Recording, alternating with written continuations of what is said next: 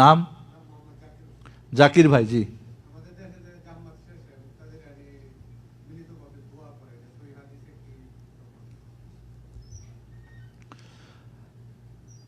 ফরজ নামাজের পরে ইমাম দোয়া করবেন আর মুক্তাদিরা আমিন আমিন বা যৌথভাবে যে দোয়াটা প্রচলন আছে আমাদের দেশে,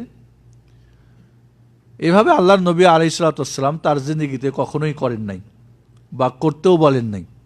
আল্লাহর নবী আলাইহিস সালাম ফরজ নামাজের পরে তার বিভিন্ন জিকিরের কথা আছে, আস্তাগফিরুল্লাহ 3 বার, বা আব্দুল্লাহ ইবনে আব্বাসের হাদিসে আল্লাহু আকবার বলারও কথা যেটা উনি বলেছেন, আস্তাগফিরুল্লাহ 3 বার, আল্লাহুম্মা আনতাস সালাম ওয়া মিনকাস সালাম তাবারাকতা ইয়া যাল জালাল ওয়াল ইকরাম, লা ইলাহা ইল্লাল্লাহু ওয়াহদাহু লা শারীকা লাহু লাহুল মুলকু ওয়া লাহুল হামদু ওয়া হুয়া আলা কুল্লি শাইইন কাদির, আল্লাহুম্মা লা মানিআ লিমা আ'তাইতা ওয়া লা মু'তিয়া লিমা মানা'তা ওয়া লা ইয়ানফা'ু মিনকাল জাদ।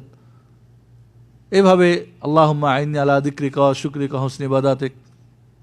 এছাড়া ফজরে এবং মাগরিবে লা ইলাহা ইল্লাল্লাহু ওয়াহদাহু লা শারীকা লাহু লাহুল মুলকু ওয়া লাহুল হামদু ওয়া হুয়া ইউহয়ি ওয়া ইউমীতু ওয়া হুয়া আলা কুল্লি শাইইন কাদির 10 বার করে, আয়াতুল কুরসি 1 বার, ফজরে মাগরিবে 3 বার করে সূরা ইখলাস নাস ফালাক, অন্যান্য নামাজে সূরা ইখলাস নাস ফালাক 1 বার করে, 33 বার সুবহানাল্লাহ, 33 বার আলহামদুলিল্লাহ, 34 বার আল্লাহু আকবার।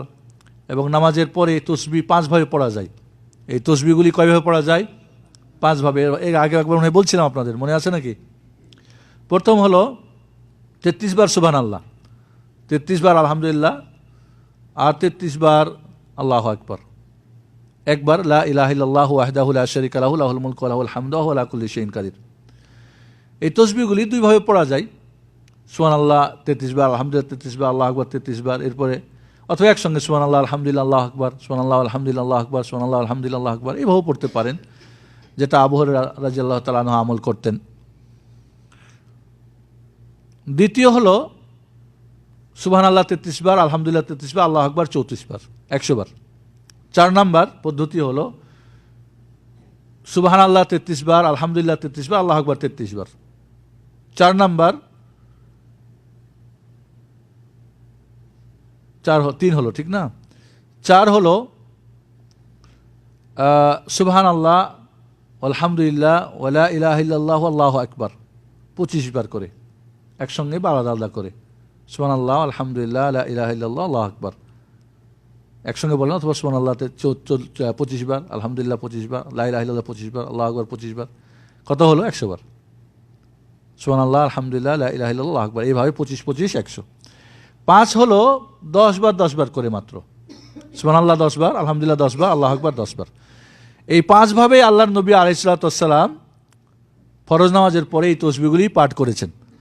এবং এই তাসবিহ আঙ্গুল দিয়ে অথবা আঙ্গুলের গিরা দিয়ে এইভাবে, অথবা এইভাবে ডান হাত দিয়ে পড়াই সুন্নত। কেউ যদি বাম হাত ব্যবহার করে জায়েজ আছে, তবে তাসবিহ দিয়ে পড়া বিদআত।